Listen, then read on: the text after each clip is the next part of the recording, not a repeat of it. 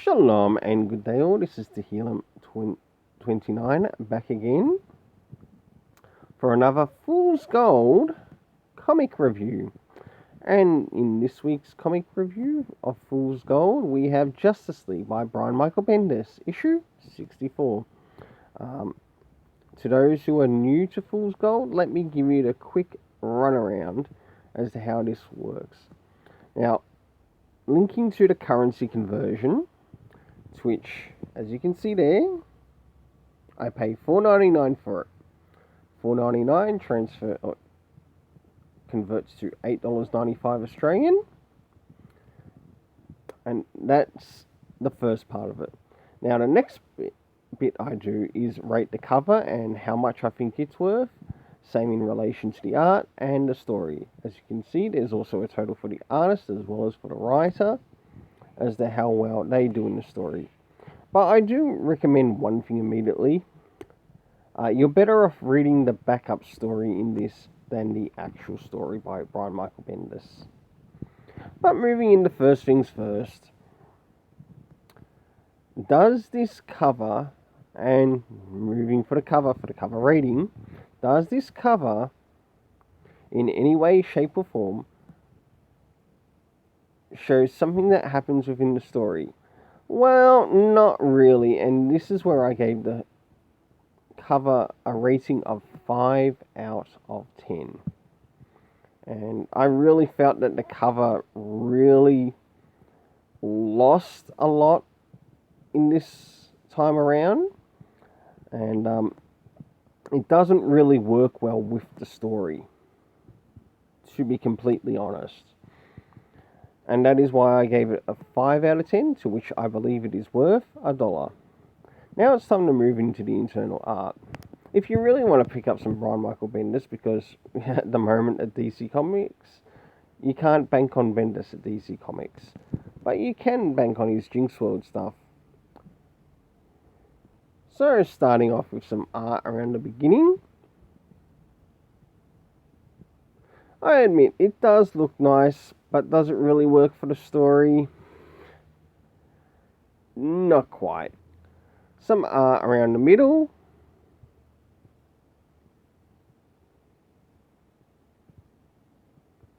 And now I'll finally move on to the end.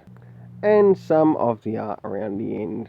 Now, one thing that this story brings in is, number one, a connection to Checkmate as to what's presently happening right now for DC Comics.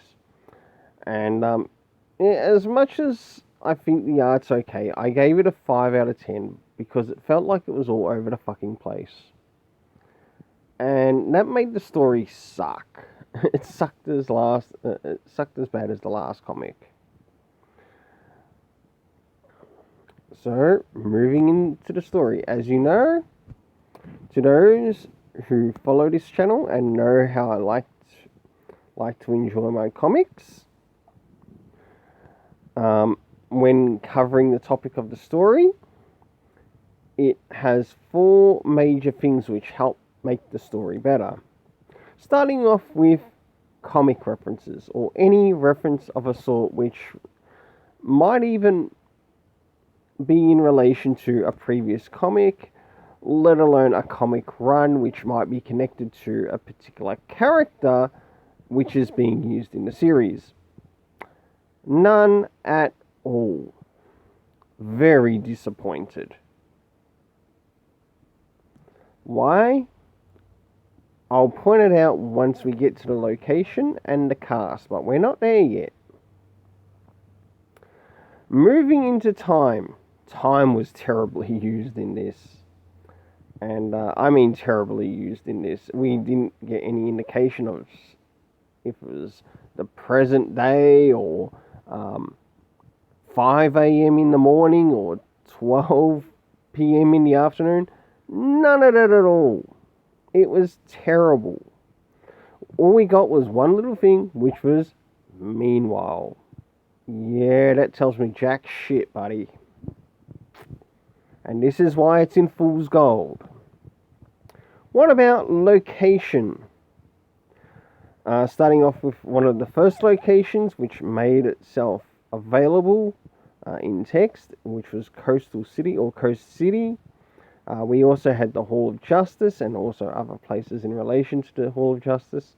We had the United Order, which was at the beginning, but it felt absolutely fucking stupid. Then we had Green Arrow's Villa. And that was pretty much about all. Oh, and let's not forget Sinma. From that terrible Bendis story run in Superman. But the only thing it did really well, which I sort of did like about it, is that it helped expand the universe. That's about all that story did. And there is no way, in any way, shape, or form, was it freaking mythological. It was mythological bullshit. Alright, moving into the cast. Well, we got the cast of what makes up the present Justice League, being Batman, Superman, Naomi, to which she felt like she needs to be kicked out of the team. Of course, we had Hawkgirl, we had a Hawk Slayer make an appearance, and that's pretty much about all. So, for the overall story rating, I gave it a 0 out of 10, to which I believe it's worth $0.00. If you really want to pick up some Brian Michael Bendis good storytelling, pick up Cover Volume 1, Powers, the whole series of Powers, Scarlet, even Scarlet's pretty good, United States versus Murder Inc. They are titles that I would recommend this. Well, until then, let's keep it colourful and have yourself an awesome day.